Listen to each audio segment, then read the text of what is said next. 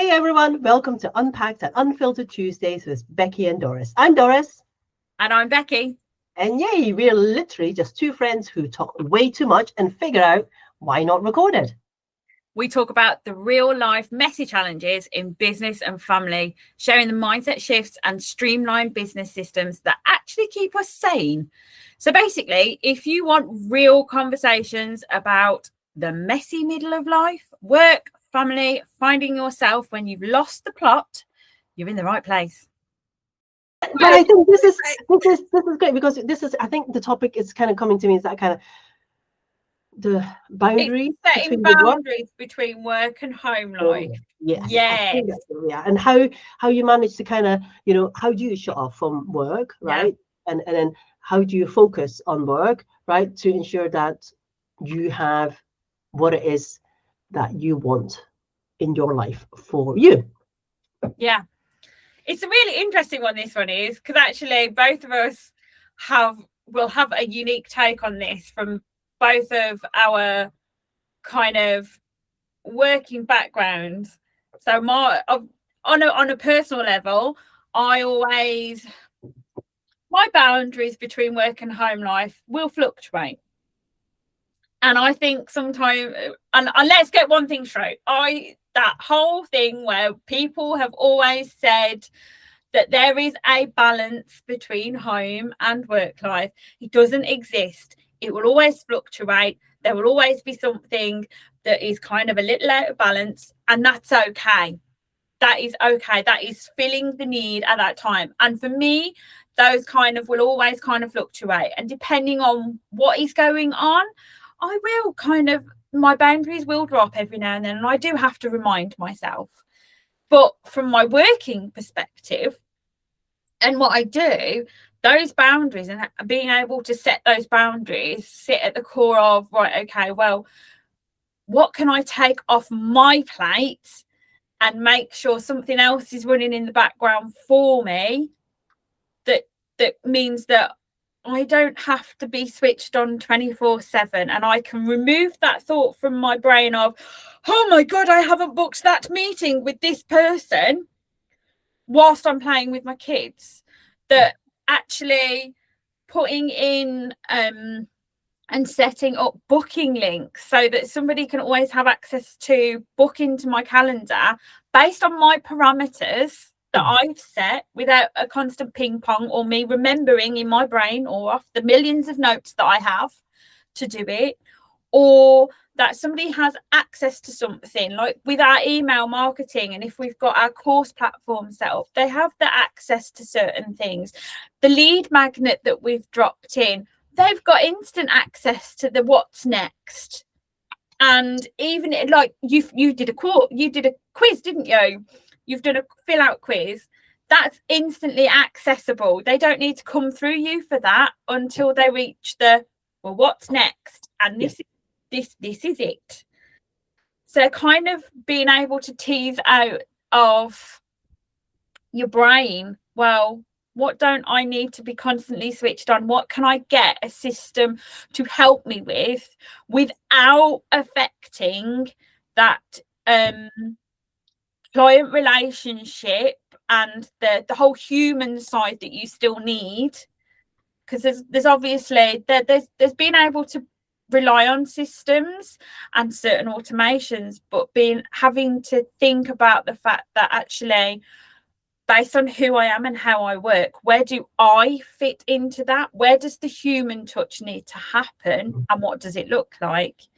But it's been able to tease out what can I take out of my brain that gives me that peace of mind and that allows me to set that boundary, to put my work down and to step away and go and enjoy my time with my kids. Yes.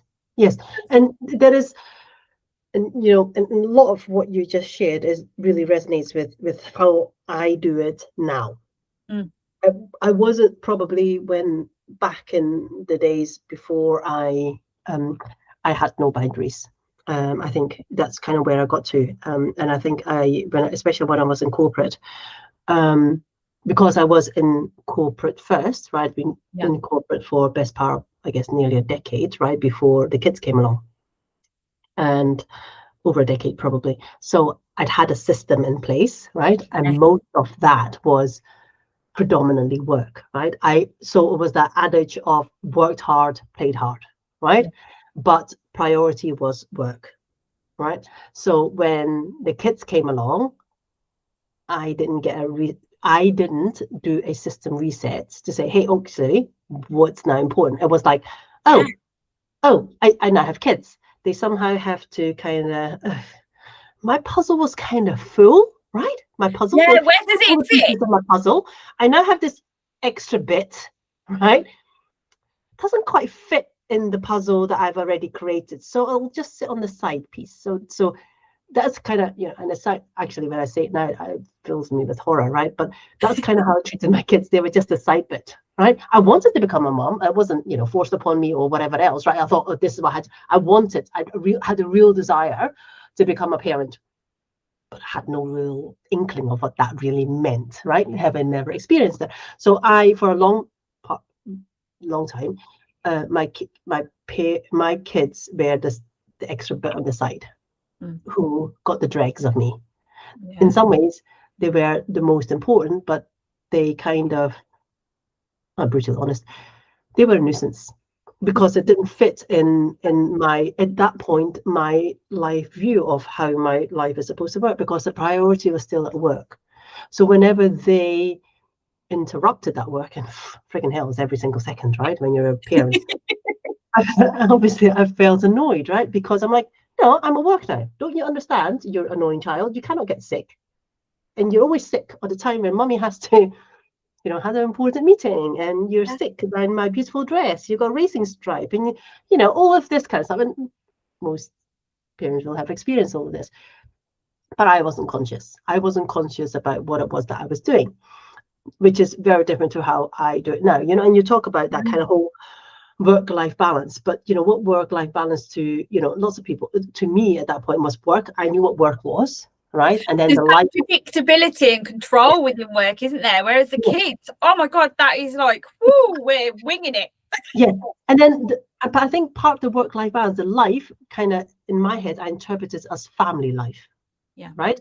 Not Doris' life, not Doris's social life, not Doris's personal development life, right? I just thought work, and then there was the whole kids and family, right? That was how I saw it. But life, like I keep saying to everyone now, it's like life isn't binary, right? So throughout the whole process, Doris herself didn't feature in this whole equation, right? So no freaking hell, this work-life balance doesn't freaking work, right? Because it isn't just two components, right? There were many, right? But again, I think it's that kind of perception I have, and I'm sure there are lots of people out there who are way more conscious than I was, right? But I was like, well, this is what I knew. And right now, I'm much more conscious, like saying, no, this bit now, right, is work, right? But I build enough flexibility around it now, so that if suddenly, or the school calls me and say, oh, by the way, this is what happened, whatever, I don't go on it is, apart from, oh, there's a meeting I've got to go to. And typically when the school calls you, unless it's really emergency and the ambulance is coming, which fortunately, thank God, touch wood, I've never had before yet, right? Most of the time it's, they've had a temperature, we give them some Calpol and come and pick them up. Yeah. Previously, I would just, oh my God, school calls, I have to go now, right?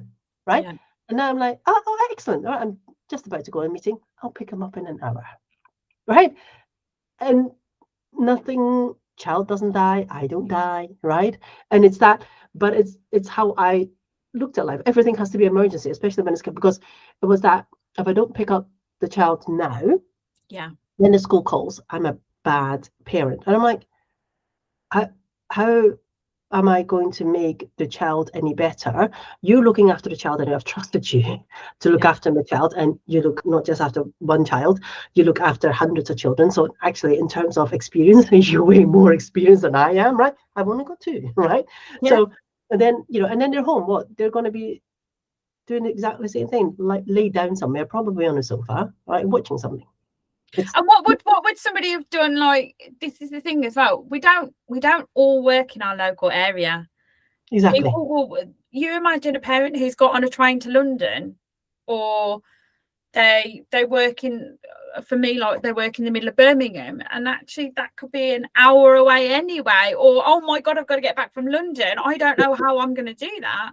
But it's interesting, because what's coming to me is that it's choosing whether you respond or react. And that's that age-old thing, isn't it? Yeah, it is. And it's that, and this is where, you know, we talked about this, like kind of asking for help, building that network around you, right? So that, you know, for my husband and I, it's always ensuring that neither of us, at least one of us, is within an hour away, right? To pick up the children, right? You know, so that's kind of like, okay, when I'm traveling for work, you're staying put, right, within the area, right? So when you're traveling for work, I'll stay put, right? One, because we don't really have family close by. We have friends that we can call on for sure, right? But actually, you know, we think that, you know, the schools don't care. The schools care, and the schools know, right? And they're not going to say, well, they're going to not just drop the kids on the curbside. They're looking outside of the school gates. Well, not, right? So it's kind of like, right, okay, if there's something that could do, and an emergency, right? And again, you know, fortunately, I haven't experienced it in my life, right? And hopefully won't, right? But it's that kind of like trusting other people to be there to help, right? And it's not, and even if they're more than an hour away, is to say, okay, they are an hour away, you know, so grandparents, you know, who are probably away from us about, just over an hour away, right, an hour and a bit away. Like, look, if there's an emergency, if it's a true emergency, can you come and help, right? So we have that. But it's that kind of, I think sometimes, you know, with the whole kind of boundaries thing, I think for me, another side, part of that is that kind of equating busyness, right, and the doingness, right, with connection or productivity, right? So, and this is where, and that's what I used to do a lot of, it's like, I keep busy. So if I'm being busy, right, then, oh, good, right? You're freaking exhausted, but hey, I'm still smiling and thumbs up, right? But it's meaningless, right? So now I am much more intentional about how definitely how I spend my time, right? And like you say, it's that kind of having a system. So yes, remove the human part of me for things that are not really important. That busy work, it's that busy work, isn't it? And I think that's exactly what it is in terms of when I'm saying tease that thing out of your brain, that is, what can I let go of? It's that, what's just busy work? What truly actually isn't the busy work, and what is the busy work? But sometimes it's that kind of also sometimes it is the busy work that we perceive as being more exciting, or because we find it fun, right? But actually, if it's, you know, and there is fun, right? Fun is very important, right? But you kind of, it's that kind of, you know, fun versus what? You know, is fun more important than connecting with my child? No, it isn't, right? Fun to me is, yes, I want to have fun on my own, but I also want to have fun with the whole family, right? But fun, I have fun to myself, and then I kind of ignore my child and not spend the time with my child, so that, you know, I've got no one else to blame, right? If they're teenagers or even later on and they actually don't want anything to do with me. Yeah. That is a me problem, right? That's not a them problem, right? So I can't force them to come and see me, right? In a nursing home or whatever else. But what I can do is nurture that relationship with them. Yeah. Right, so that they don't feel as if they are a burden. They're just an afterthought, like Mummy used to treat them, you know, a while ago. So hopefully they won't ever remember that. They won't remember it. It'll be fine. Right, I'll remember it. You've had the epiphany. It's okay. Yeah, exactly. You know, I didn't know any better then, right? But it's that kind of making sure that, look, this was by choice, right? It was by choice that I had a family. So it's down to me to make it work. Not just down to me, right? But my emotions and my feelings and my actions in terms of how I treat my children and how they fit into this puzzle, right? So whereas, you know, I used to have a puzzle this size, now the puzzle is much bigger now, right? And all of us fit into it. Yeah. In a section for myself, which never used to. And that's what I was just going to say, because I think it's really important. Yes, we are talking about boundaries and having that work-life balance so that we can spend time with the kids, but actually we're still people as well, aren't we? Yes. And it's that boundaries and the balance, or having time for ourselves as well as the children. is still so important, and we matter, no matter whether we've got children or whether we haven't got children. Yes, it's, you still need those boundaries to be able to yeah, be and totally right. And it's that kind of, and like you say, yeah, it's actually putting yourself into the equation as well, right? Not just, you know, whoever is important to your parents, your husband, wife, kids, right? And not yourself, right? And actually, I've kind of come to that, I guess, awareness is that actually the most important person in my life is me. And it isn't selfish to look after yourself. It isn't selfish to ensure that I am looked after emotionally, psychologically, every which way. Because when I, you know, the question that we have, they always say, you know, cup half full or half empty, right? Yeah.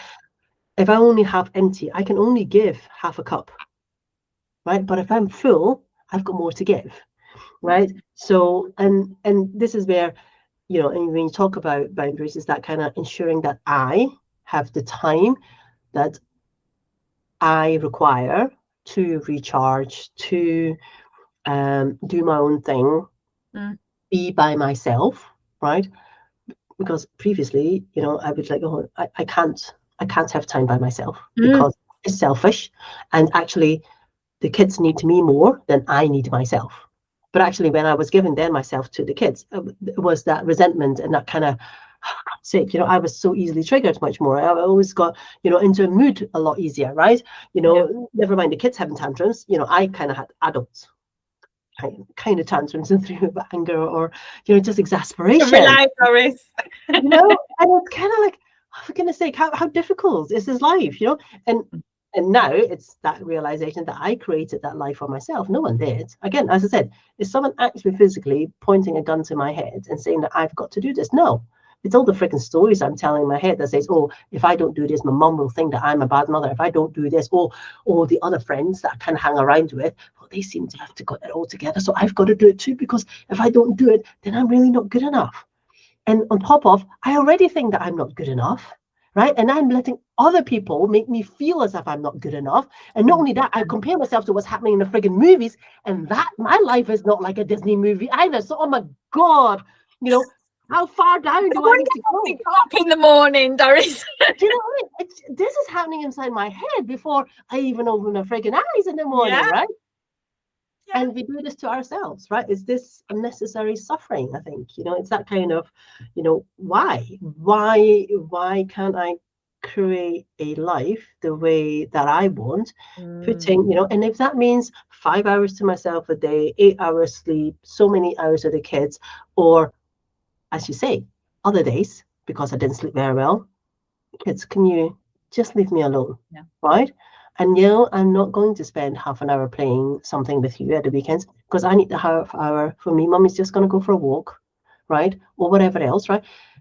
And it's okay to kind of put yourself first, because I'm not harming the children by doing that. I'm actually, you know, when you think about it, I'm harming them more when I'm not there truly. When I'm the crabbiest version of myself, that's not doing my kids any good. And let's think about the whole thing of, actually, when we're setting boundaries and we are showing those boundaries and respecting our own boundaries, we're teaching our children how to set their own boundaries, and how the giving them the whole view of what their life could be, I suppose. I can't put it in any other way, I don't think, but it's that is setting their own boundaries and how they choose to respond to the world. Yes. And it's that kind of role modeling, right? You know, what you're talking about right now. It's that kind of, I knew. But it's that kind of, and that's the thing. I think it's that kind of, our kids absorb way more than we tell them, right? The words that come out of our mouth, right? They see more, right? And I think if we can be honest, and actually just be honest, you know, that I just need some time to myself. Mummy is absolutely knackered, and I just need some quiet. Okay, and it's age dependent, right? You can't just leave a baby on its own for hours on end, right? You can't. Right? Sorry, I've just got to leave you just because I'm so tired. just stay in your basket. Yeah, mommy just needs to go to a spa, right? You just, 6 month, 2-month-old baby, you just go and sort yourself out, right? It's very different when, mine are now 13 and 11 and a half, right? They can look after themselves, right? They can make themselves some toast if I needed to or whatever else. I don't leave the youngest one. Well, I leave the oldest one at home maximum an hour. The youngest one, I would never leave at home. She'd have a party and I'll be trashed by the time I came home. Seriously, she's sex, drugs, rock and roll. I am really excited about what she's going to be, or what she will grow up to be. As a young at the same time, really scared. But at the same, I'm absolutely petrified. Right, I am absolutely petrified. But anyway, so, and it's that kind of, giving them the responsibility, right, and to say, look, it's okay.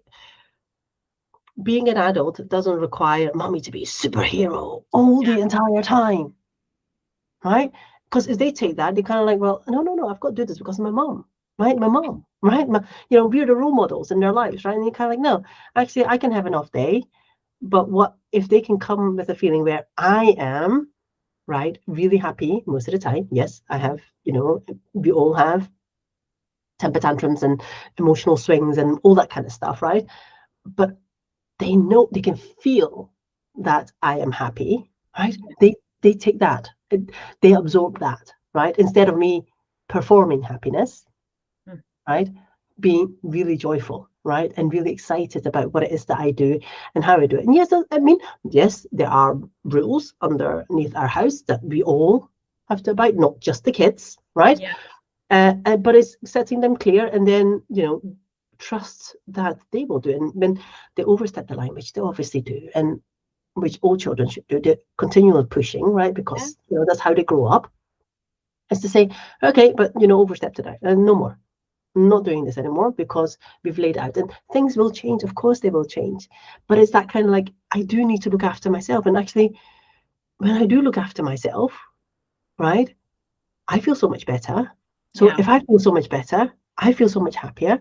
And when I'm happier, I'm less triggered. No matter what happens, I'll be like, okay, smiling.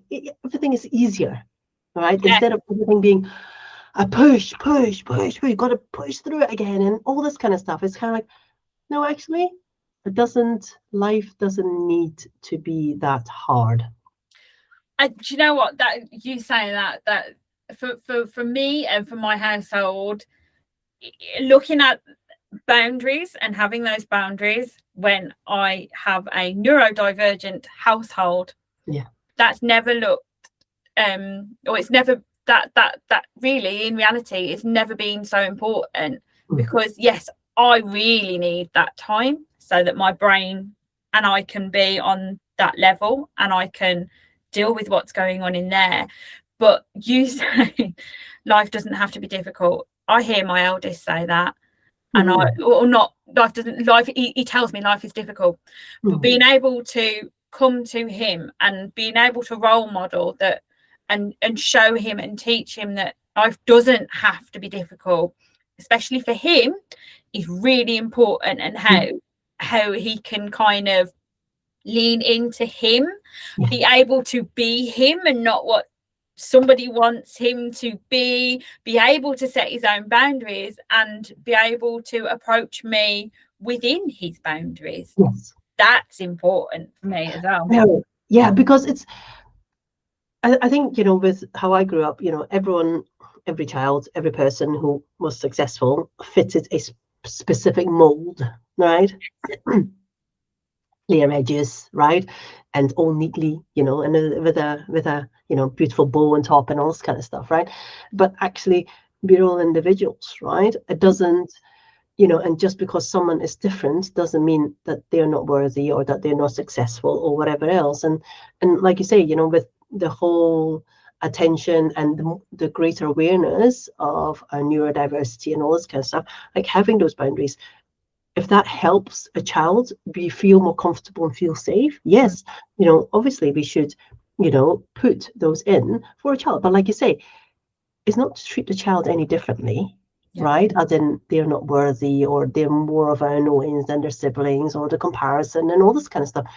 It's kind of like, I love to say is that, everyone who's got more than one child, they know children came from the same parents, but they're very different. Oh, yeah. How you know, the rules, right, of the house still stay the same, regardless of each other. How I engage with each child is very different. Because if I was exactly the same with each child, it just wouldn't work, right? We'd have World War 3, 4, 5 every other day, right? And as I say, it's just being adaptable towards it, and things will change, right? And of course they will. And you know, and like I say, it's that kind of what's important, you know, when we're dealing with those kind of things, well, any kind of things, especially when it's emotional, is to say, look, you have the most important thing. You don't have to fit in with whoever else, but you know what I'm teaching you what my view of right and wrong looks like, right? And these are the rules inside our house. Yes, you can have a tantrum, but you throwing, you know, scissors at your sister or your sibling, not okay. Not okay. No matter what. Throwing blunt objects, and no. Throw soft objects. There's enough cushions around and enough soft toys around to throw around if that's what you want to do. Not throwing hard things, right? You know, and playing on top of the stairs. We don't do that. We don't do that, right? You know, and it's those simple things, and it doesn't matter, you know, whether your child is 2 or 10, right? And whether the neurospicy or not, right? It's kind of like these are the rules, and the rest of it is all, you know, for us to grow the children through our own emotional intelligence and our own behaviors, not just the words, not, you know, do as I say, but not as I do, right? It's no, I got to walk the talk. Yeah. Right. If I say that this is what the rules are, then I've got to do it too. I've got to role model it to them, because otherwise the kids go, okay, well, as long as I say that I can do something different, which is exactly how our youngest one behaves, right? I'll tell you, and I'll just go and do something totally different, right? Whereas my number one is, yes, you say, and yes, I will stay within 2 inches of that line, right? Very obedient like that, a very rule-based, right? You know, and that's great, right? But it's kind of like, it doesn't have to be black and white, right? You know, and the kids are always going, oh, but that's not fair. When Sammy asks that, right, you let him do this. And it's like, yes, there's a reason for that. Because when I give him an instruction, he follows it. When I give you an instruction, you don't listen. So when I ask you to do something, I know you're going to extend that by 5 minutes, right? So I say no. Right? Whereas when I say to him, no, it means, okay, no, now. Your now is kind of whatever you feel like, right? Yeah. So it's like, that's why. Because you're not him and he's not you. Yeah. Right? You don't treat your friends all exactly the same either. Right? So, and it's that kind of, you know, the boundaries inside the house, and then the boundaries for each child as well, right? And the boundaries for myself. Yeah. Right?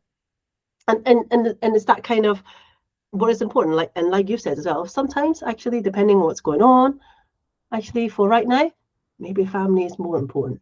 And some other times, like, actually, no, I'm up to here now, right? The next couple of weeks, I've got to prioritize me, right? And then the next month might be prioritizing the whole family. And then, oh, actually, it's going to be busy time with work now, right? I've got a few clients coming on and all this kind of stuff. So for this period of time, you know, mommy's going to be busy, more busy with some work and with some new clients coming on.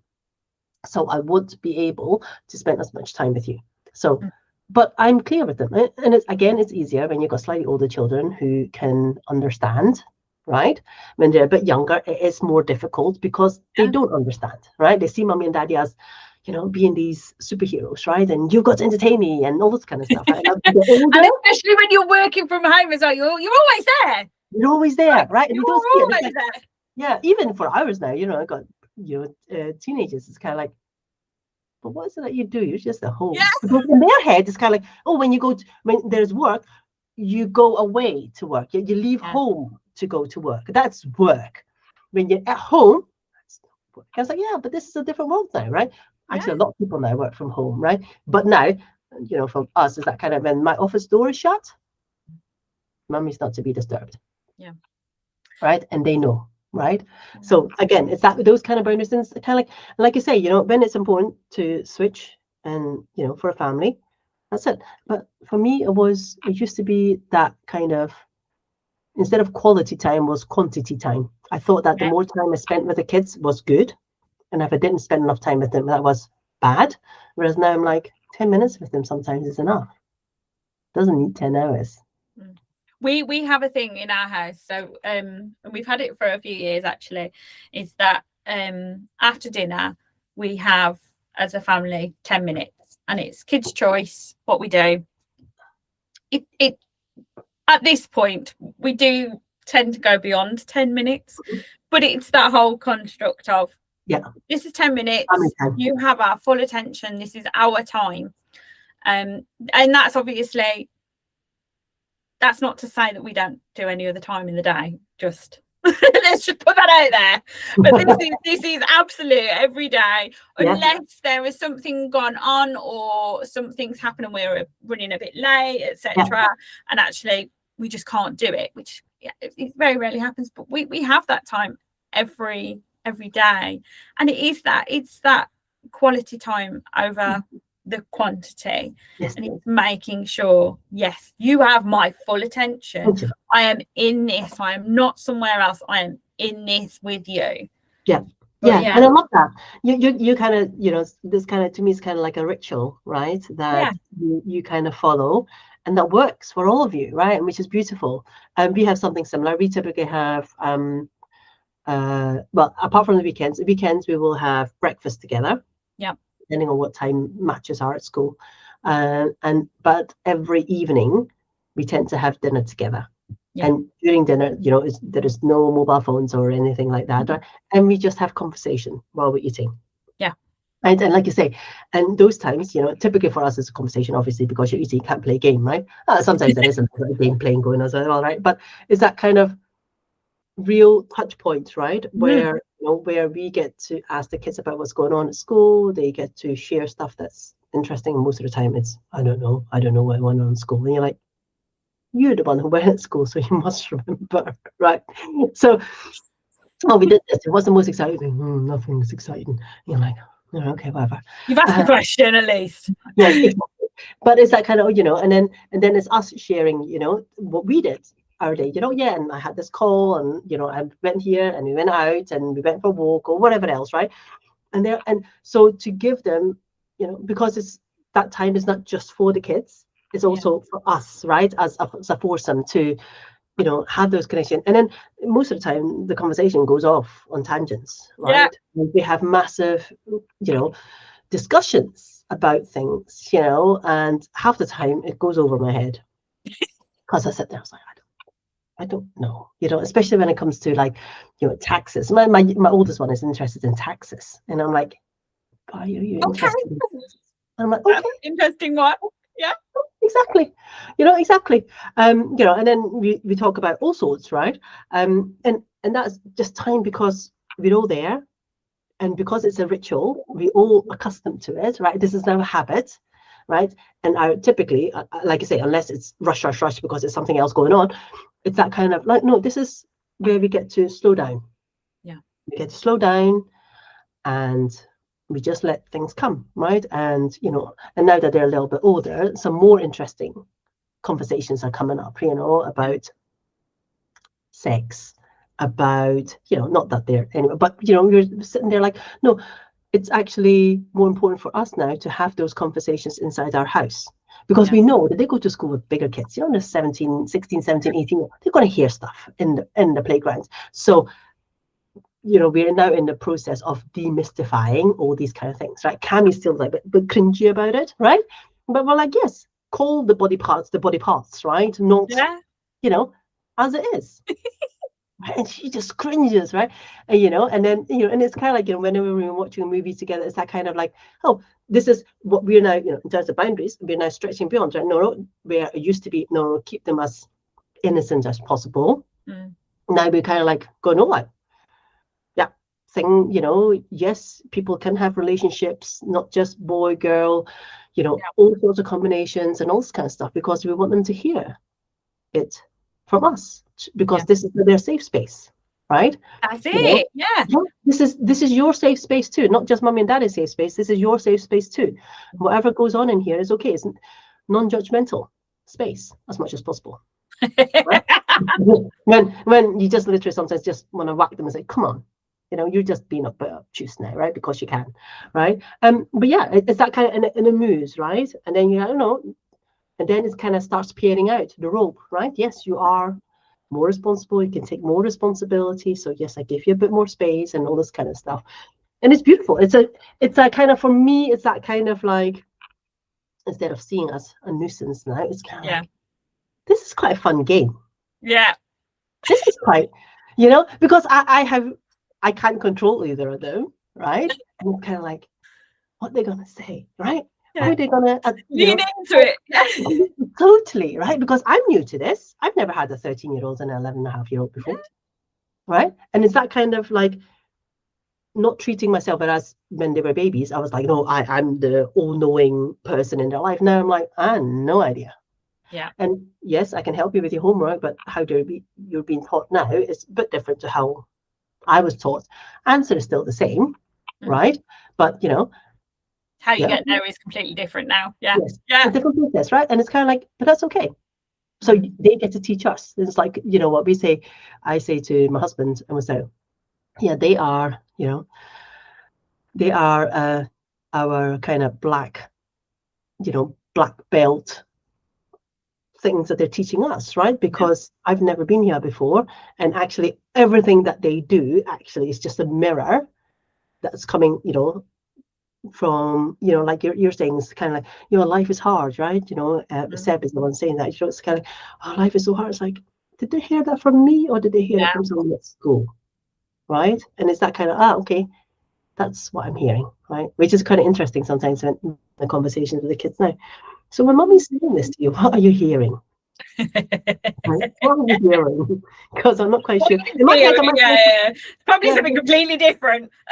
Exactly right. It's that whole communication piece. So yeah, and I think everyone is different. There is no one formula, right? There isn't, no. But I think when, and I suppose if we were in terms of wrapping this up into a nice neat bundle at the end of this, if from both of our perspectives, in terms of approaching setting those boundaries between work and home life, for us, that like what is that one thing? What is the one thing? For me, it is still that whole thing of, and from my perspective and what I do, it is that, okay, helping you set your boundaries. Well, what is it that you don't need to hold on to anymore? What can you let go of and let something else do that job? So your brain is freed, that capacity in your brain is freed. You have that and you can walk away. But from your perspective, in terms of coaching, I think I know what it could be, but I'm going to ask you.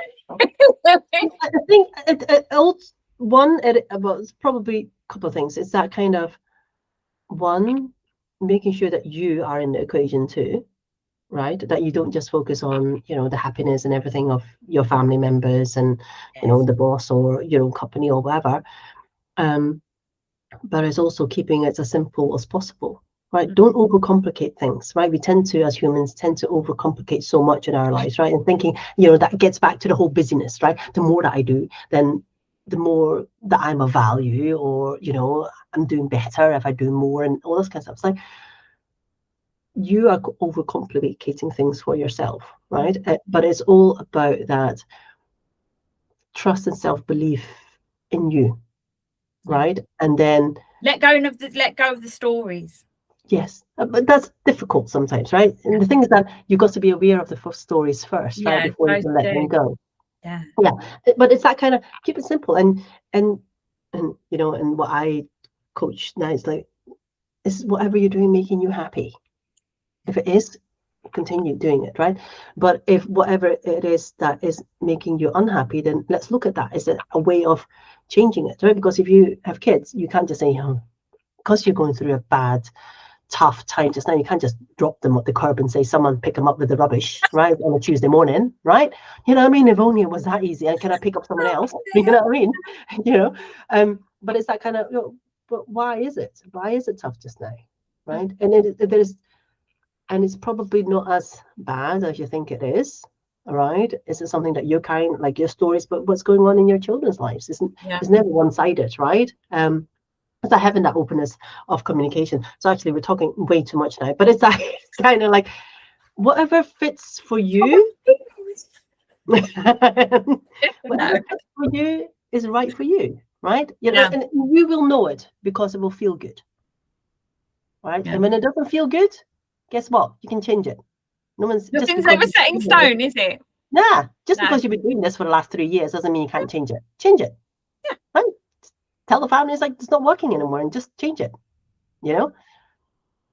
And sometimes it's just, as easy as that, giving yourself permission. No one actually needs to give you permission. You've got permission anyway, right? So, but if you need permission, I give you permission to do whatever you like. Doris is given permission. Yeah, that's it. Open. It's like an open checkbook. You have permission. But yes, anyway, that was a brilliant conversation, Doris. Yeah, I enjoyed that conversation. How we kind of morphed into that. Yeah, I love that. Excellent. If you enjoyed this episode, follow us for more unpacked and unfiltered Tuesday sessions.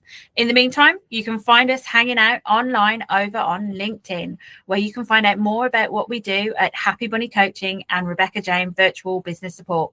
Links in the comments. See you next time.